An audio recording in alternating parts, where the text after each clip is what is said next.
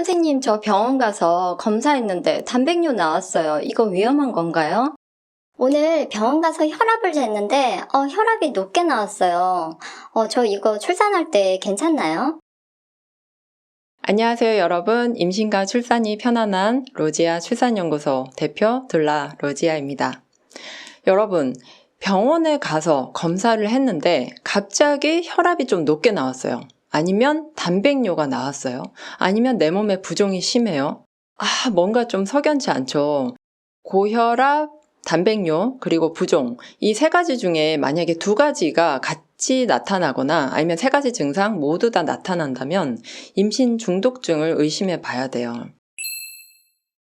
제가 식단 관리가 중요합니다. 체중 관리가 중요합니다. 계속 이런 얘기를 했더니 선생님 식단 관리하면 뭐가 좋나요? 이렇게 말씀하시는데 일단 임신성 당뇨나 아니면 임신 중독증과 같은 위험률을 낮출 수가 있어요.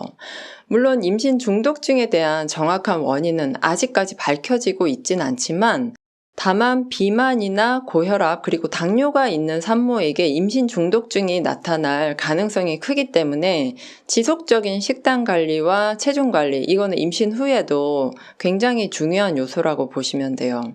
만약에 일주일에 3kg 이상 증가했다든지 갑작스러운 어떤 체중 증가는 임신 중에도 굉장히 위험하기 때문에 여러분 조심하셔야 되고요. 보통 이렇게 갑작스러운 체중 증가는 아무것도 안 했는데 갑자기 체중 증가가 일어난다. 이러긴 조금 어려워요. 그래서 여러분 식단을 잘 살펴보시면 선생님 저 사실 지난주에 아이스크림 한 통씩 매일매일 먹었어요. 아니면 수박을 한 통씩 먹었어요. 친정에 왔더니 어머니가 밥을 너무 맛있게 해주셔서 그거 열심히 먹다가 체중이 늘었어요. 또는 임신 초기에 입덧 때문에 너무 많이 빠져서 입덧 끝나고 나서 막 먹방을 많이 하셔서 결국에는 임신 중독증이 생기는 경우도 간혹 있습니다. 그래서 제가 항상 강조드리는 게 임신 중에 다이어트는 꼭 하실 필요는 없지만 할 수도 없지만 임신 중에 임신 초기부터 출산할 때까지 그래도 좀 지속적으로 기본적인 식단 관리 그리고 운동 이렇게 해주시는 게 좋아요. 아무튼 이 시간에는 임신 중독증에 대한 이야기를 좀 더 해볼 건데요. 임신 중독증은 임신 20주 이후에 생길 수 있다고 해요. 이거는 어디까지나 의료적인 이야기지만 제가 공부한 내용을 바탕으로 해서 여러분에게 전달해 드리고 있습니다. 임신성 고혈압이라고 하면 낮은 혈압이 한 90 정도, 높은 혈압이 한 140 정도 이렇게 나오면 임신성 고혈압이다 이렇게 보시면 돼요. 그런데 여기에 만약에 단백뇨라는 거는 소변을 보면 단백질이 이렇게 빠져나오는 건데 원래 신장에서 흡수를 해줘야 되는데 신장 기능이 떨어져서 단백질이 배출되는 거 이걸 단백뇨라고 하고요. 부종은 아시죠? 손발 붓고 이런 건데 기본적으로 임신했을 때 부종이 생길 수는 있어요. 부종이 생길 수는 있으나 좀 더 심하게 붓는다. 그리고 이게 단백뇨 또는 임신성 고혈압이랑 같이 복합적으로 나타난다. 그러면 임신 중독증으로 이제 보기도 하는데요. 이럴 때 뭐가 위험하냐면 태반 조기박리가 일어날 수 있어요. 태반 조기박리라는 거는 자궁이 이렇게 있으면 태반이 이렇게 나무 뿌리처럼 이렇게 붙어 있는데 아기가 이 태반을 통해서 엄마에게 산소, 혈액, 영양 공급을 받는데 이게 조기박리 되면 어떻게 되겠어요? 그렇죠. 아기가 위험해지겠죠. 그리고 엄마는 이제 심한 복통과 출혈이 일어날 수 있는데 이 임신 중독증은 아기도 아기지만 엄마가 더 위험할 수 있기 때문에 조기 분만을 해야 되는 그런 유도 분만 상황이 있을 수 있어요. 여러분 그 슬기로운 의사생활에 보시면 임신 중독증 때문에 이제 거기에서 산부인과 의사 선생님이 유도 분만을 하는 그런 장면이 나오는데요. 엄마가 너무 위험해지고 또 엄마가 위험해진다는 건 동시에 아기도 같이 위험해지기 때문에 그렇게 유도 분만을 통해서 조기 출산을 하는 경우도 있다. 이렇게 참고 삼아 알고 계시면 될 것 같아요.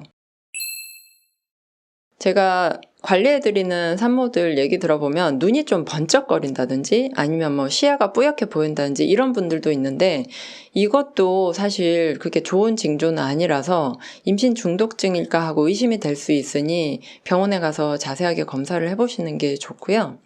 이런 임신 중독증 또 임신성 고혈압, 임신성 당뇨 이런 거는 어떻게 보면 많이 연관이 돼 있기 때문에 이런 거를 그나마 최소화할 수 있는 방안, 그리고 그나마 좀 걸릴 확률을 낮출 수 있는 건 오직 식단 관리와 운동밖에 없어요.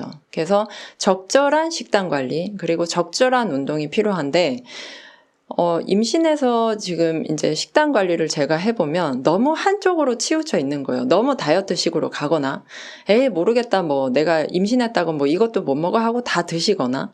그리고 마지막 케이스는, 식단 관리를 한다고 하시는데 식단의 균형이 맞지 않아요. 그냥 양만 좀 줄일 뿐. 그러니까 항상 배고프고 뭔가 컨디션이 안 좋고 짜증이 나고 이런 게 이제 반복되더라고요.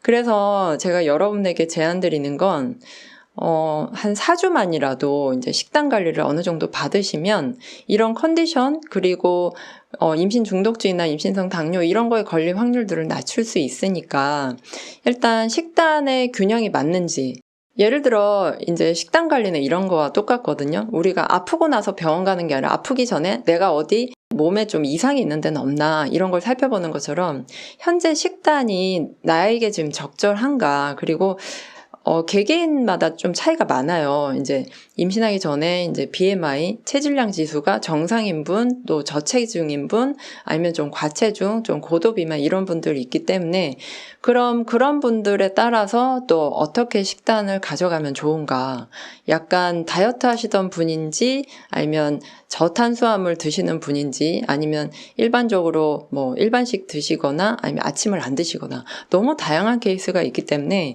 제가 영상에서는 여러분 이렇게 드시면 돼요 라고 딱 꼬집어서 말씀드리기는 어려워요. 하지만 제가 식단 관리 영상 올려둔 거 많으니까 기본적으로 그거 보시고 내가 지금 이걸 잘 먹고 있는 건가 한 번이라도 이제 좀 점검 차원에서 받고 싶다 이러시면 식단 관리 꼭 신청하셨으면 좋겠고요. 식단 관리는 보통 이제 임신 초기, 아니면 좀 입덧 지나고 안정기에 접어든 임신 12주 이후, 아니면 임신 후기인 28주, 그때 한 달 정도 받아보시면 좋을 것 같습니다. 여러분, 임신 중독증 없이, 임신성 당뇨 없이 부종 최소화해서 건강한 임신 생활 보내고 출산하는 게 우리의 목표 맞죠? 네. 건강하고 행복한 임신 생활 되셨으면 좋겠고요. 오늘 영상 마음에 드셨으면 좋아요, 구독, 알림 꾹꾹꾹 눌러주세요.